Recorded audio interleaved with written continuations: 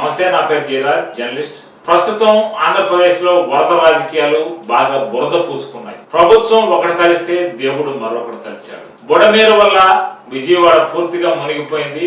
బుడమేరు గండి కొట్టారా, గండి పడిందా, ఇది ప్రకృతి వైపరీత్యమా అన్న విషయాన్ని పక్కన పెడితే, ప్రకాశం బ్యారేజీకి 3 బోట్లు కొట్టుకొచ్చాయి. దీనిలో ఒకటి ప్రకృతి వైపరీత్యం వల్ల కొట్టుకోవచ్చిన ఒక బోటు వైసీపీకి సంబంధించిన వ్యక్తిది కావడం వల్ల ఆ వ్యక్తిపై కేసు నమోదు చేసి అరెస్టు చేశారు. ప్రజలు ముంపు గురయ్యుండి ప్రజలు నానా విధాలైన ఇబ్బందులకు గురవుతున్నారు. చంద్రబాబు నివాసం పూర్తిగా అమరావతిలో మునిగిపోయింది. సీఎం చంద్రబాబు కూడా ప్రస్తుతం సురక్షిత ప్రాంతంలోనే ఉన్నారని వైసీపీ నేతలు ఆరోపిస్తున్నారు. ఈ నేపథ్యంలో యుద్ధ ప్రాతిపదికన ఇరిగేషన్ శాఖ మంత్రి నిమ్మల రామానాయుడు బుడమేరు గండి పూర్తి చేశారు. 3 దగ్గరలో గండి పూడ్చాడు.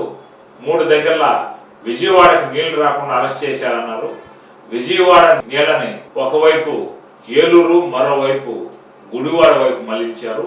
ఏలూరు, గుడివాడ ప్రస్తుతం ముంపు గురి అవుతున్నాయి. ఇప్పటికే సగం ఊర్లు మునిగిపోయినాయి. ఖమ్మం జిల్లా నుంచి బుడమేరులో వస్తున్న వరద మొత్తం గుడివాడ, ఇటు కైకలూరు ప్రాంతాన్ని ముంపు గురైంది. ఇప్పటికే పిఠాపురం సగం మునిగిపోయింది. విజయవాడను తేల్చారు.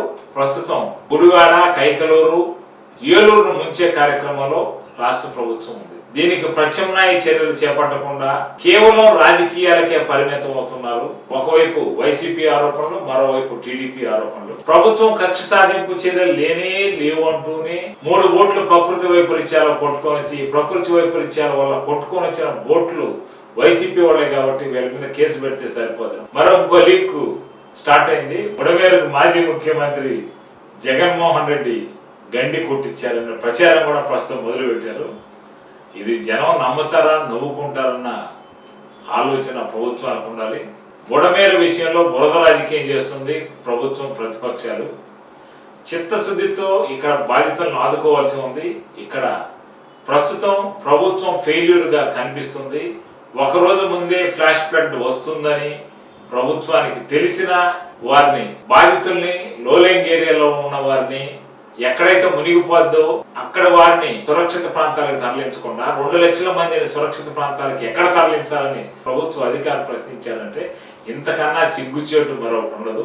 కనీసం ప్రభుత్వం వారిని సురక్షిత ప్రాంతాలకు తరలించకపోయినా వారిని వెళ్ళిపోవాలనైనా ఆదేశాలు ఇవ్వాలి.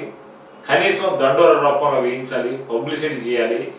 ఫ్లాష్ ఫ్లడ్ వస్తున్న నేపథ్యంలో కృష్ణా ఫ్లాష్ ఫ్లడ్ వస్తుంది. ఈ వైపు బుడమేరు నుంచి భారీగా వరద నీరు వస్తుంది. మీరు సురక్షిత ప్రాంతాలకు వెళ్ళిపోమ్మనైనా అనౌన్స్మెంట్ లేకుండా జనాన్ని ముంచి 40-50 మంది మృతులకు కారణం ఎవరన్నది ప్రస్తుతం ప్రభుత్వం తేల్చాల్సి ఉంది. దీని మీద రాష్ట్ర వ్యాప్తంగా భారీ చర్చ జరుగుతుంది. అసలు జగన్మోహన్ రెడ్డి ముఖ్యమంత్రి కాకుండా జగన్మోహన్ రెడ్డి ముఖ్యమంత్రి అయినట్టు ప్రస్తుతం మంత్రులు, సీఎం వాదించడం ఇది ఎంతవరకు సమంజసమే ప్రభుత్వమే ఆలోచించుకోవాలని సాధారణ పౌరులు కోరుకుంటున్నారు.